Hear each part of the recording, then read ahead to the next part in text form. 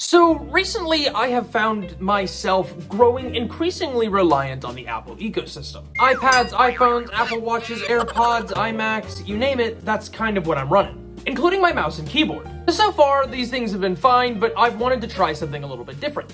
Maybe something that fits with the grand room aesthetic that I've procured of just bright, colorful bullcrap. And so, we have got this eBay Amazon box. I got it off of eBay, but this is a Mofii keyboard that I saw, and I'll go ahead and open this guy up, and you can kind of see what I'm talking about with this being a much more unique keyboard here. Let's just take it all out of the box here, and I can kind of show you what we're looking at. This right here, like I was saying, is kind of a honeycomb keyboard pattern, and I'm actually kind of interested to see exactly how it fits into my regimen and how much different it's going to be than like something like my Magic keyboard, and also the mouse in comparison to the Magic mouse. And so these are things that I've grown very reliant on, but have also maybe genuinely think this could be a good replacement. So I'm kind of excited to crack this thing open. Ooh. Take a look at that, Mofii right there. Now this is already a pretty hardy keyboard, is what I would say. This is not something that is cheaply thrown together, which is kind of what I expect, especially with some of the keyboards that I see aimed towards more like impulse buys, aesthetic buys, instead of like something for utility. Ooh. All right, first impressions are quite good, but also my bar and my threshold is quite low. This came at a price point that was very affordable, and so I am already impressed with what I've received.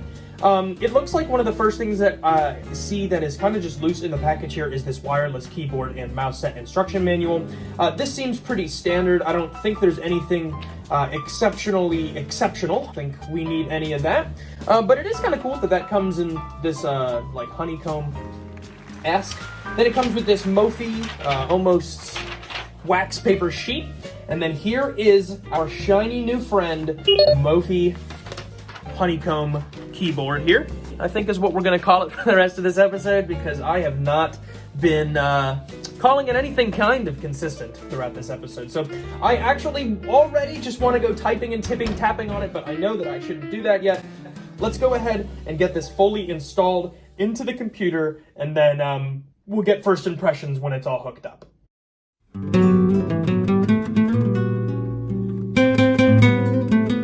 Okay, so first things first, whenever I see this QC, which means quality control passed, and this is on both this and, yeah, it's on both the keyboard and mouse unit. Now, I don't really know why it is, but oftentimes, I know that it's a little weird to say that products that contain a quality control standard often lack quality, but that is something that I have definitely witnessed and experienced in my many unboxings of numerous things and items. Let me know down in the comments if that's something that you guys have seen echoed below as well, like if it has if it has that quality control sticker. Usually it means it's not the highest quality, but hey, I am not going to pass judgment quite yet.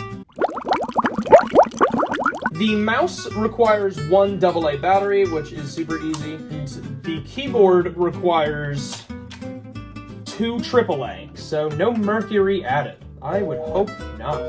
Hope you weren't adding it. So first things first, the setup was super easy, and the mouse itself feels pretty lightweight and small, but also not insecure. It doesn't feel kind of out of place or wacky, wild, goofy in my hands. That's definitely a positive. And also, the keyboard itself, I have not actually typed on at all, so I'm gonna go ahead and open up a notes page, and we're gonna try it out.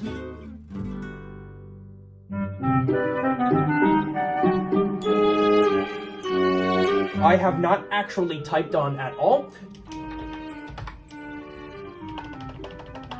Ooh, okay. Definitely feels a little butterier than I am used to. And I am used to kind of that clicky Apple mechanical keyboard almost. And so this is a I do feel like mistypes are happening more often, but I am not going to be a little baby pants, and I am going to try using it for a little while. I'm going to try using it to edit and all of that kind of stuff and see how it actually feels in my hands and in use, because at the end of the day, that is what matters. So, okay. So I have spent some time with it and feel a little bit more comfortable speaking on it. As I am finishing up my day of work here and it turns night outside, I have really finalized my thoughts on it over the last couple of days. There are quite a bit of cool things about the keyboard, but let me start with some of the notable negatives.